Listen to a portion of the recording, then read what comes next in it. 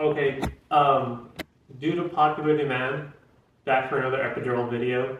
This one, I'm going to kind of be talking about three different ways you can have anesthesia involved when you go into the hospital to deliver your baby. So there's usually three options.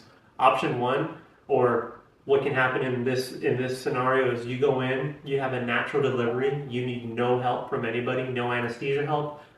Essentially, you go in, you dilate, you progress, you become fully dilated, you deliver your baby, and all is great. That's option one. That probably happens 30% of the time. So 3 out of 10 patients have that happen. Option two is probably the most common, which I'd say happens about 70% of the time, is you're going to get an epidural. An epidural is very common. It's a commonly used concept. It's a commonly used word. And interestingly enough, there's a lot of misconception and misinformation out there about what an epidural is and how it works compared to a spinal anesthesia, which is going to be your third option. Third option is a spinal anesthetic for a C-section. So you come in, there's three ways. You come in, you have a natural birth with no epidural. You come in, you still have a natural birth with an epidural.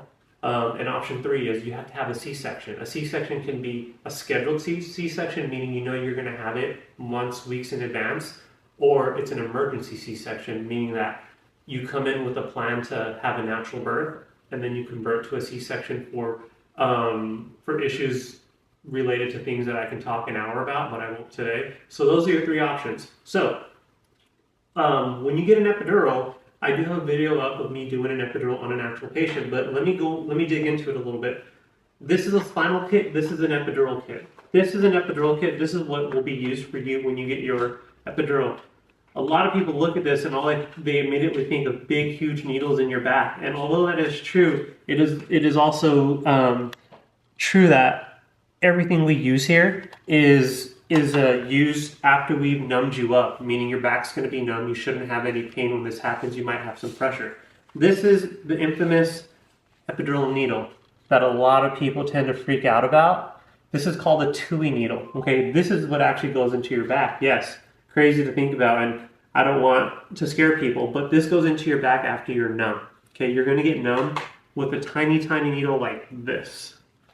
So you can probably barely even see that, but this is a tiny needle that we use that's actually going to numb your back up first, the skin part. So when we go in with a bigger TUI needle like this, you don't feel it, although you will feel pressure. And the way to differentiate that, I like to say, is take a pen and push the pen on your skin like this. That's pressure. Now if you click the pen and bring the ballpoint out, push on your skin like this, that's pain. Sharp pain, the epidural will take away. Pressure, though, the epidural won't take away. So when you're really close to delivering, 9 centimeters close to being complete, baby's pushing on your pelvic bone, you're going to feel pressure. We can't take pressure away for the most part, but we can take pain away. Just so you know the difference. Those are the expectations. So, interestingly enough, an epidural is very similar to an IV in the sense that once this goes into your back and we get to where we need to be, we then thread a catheter into your back. That's what this looks like. And what that looks like on the needle is like this. It's in your back. And look at the end of the needle here. See how the catheter comes out? That goes into your back right there. And then what we do is we pull the needle out like this. Part of the catheter stays in your back. This part hooks up to a bag of medication that continues to keep you numb throughout your entire labor. So the reason I say it's like an IV is that it's continuously flowing with medication to keep you numb, okay, and keep you comfortable. That's an epidural in a nutshell. I'm going to post another video of me going into greater details of kind of complications and things that can happen with an epidural. But this video is more so just to show you the differences between an epidural, which I just did, and a spinal anesthetic.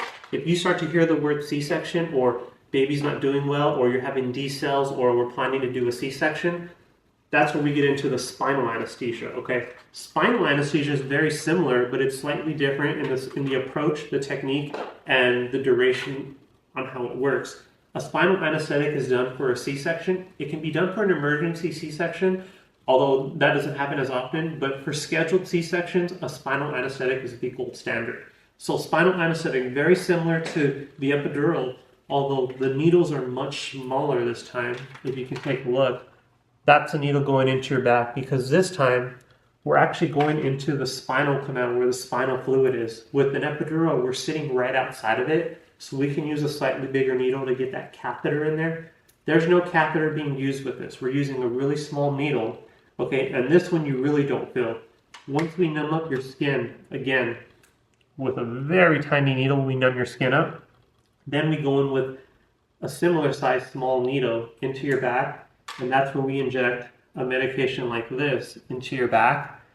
And instead of it keeping you numb for the duration of your labor, the medication we put into your back for the most part is going to last between 2 and 4 hours, meaning a C-section should be between an hour and 2 hours. So we like to say 90 minutes is about average for a C-section.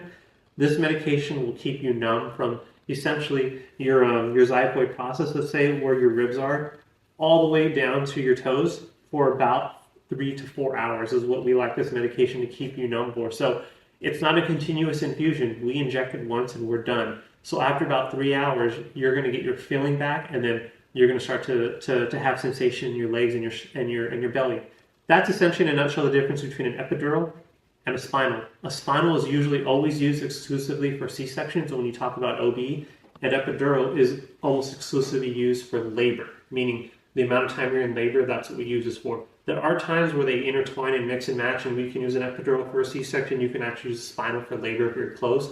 But in a nutshell, that's what it is. One last thing I want you to know, and this part's mostly for for educational purposes, for like the moms out there who are looking at videos on what to expect when you're delivering, especially from an anesthesia perspective. I want you to look at this spine here, and I want you to look at this big guy. So this little one is basically just showing you here. You are going to get asked to hunch over, kind of expose your spine when you're in that bed, and we're doing either an epidural or a spinal.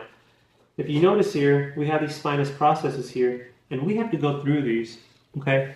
Sometimes going through these can be difficult, and what we're going to ask you to do is hunch your back over and really expose this area of the spine that we're going to. So watch as I bend. Notice how that area opens up for me. I want to go into one of these areas here, and in order to do so, if you're like this, it makes it harder.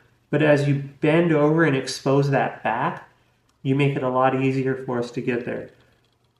Just so you know, when they say hunch over and really expose that back, sometimes we use words like bend your back like a cat when they get scared. You want to hunch over. Show me the letter C, you hunch over. Or sometimes they'll say bend like you're a shrimp, hunch over. The more you can hunch over and the less you do this, you make it easier for us. That is an epidural, spinal in a nutshell. Another video coming soon with positioning and kind of things as a patient, you'll be told to do. But for the most part, that's kind of how it goes in a nutshell. Leave some comments, ask me whatever you want. I'm pretty active in the comments, so if you have something to say or a comment to add, I'll probably more than likely respond to you. We'll see you. Thanks.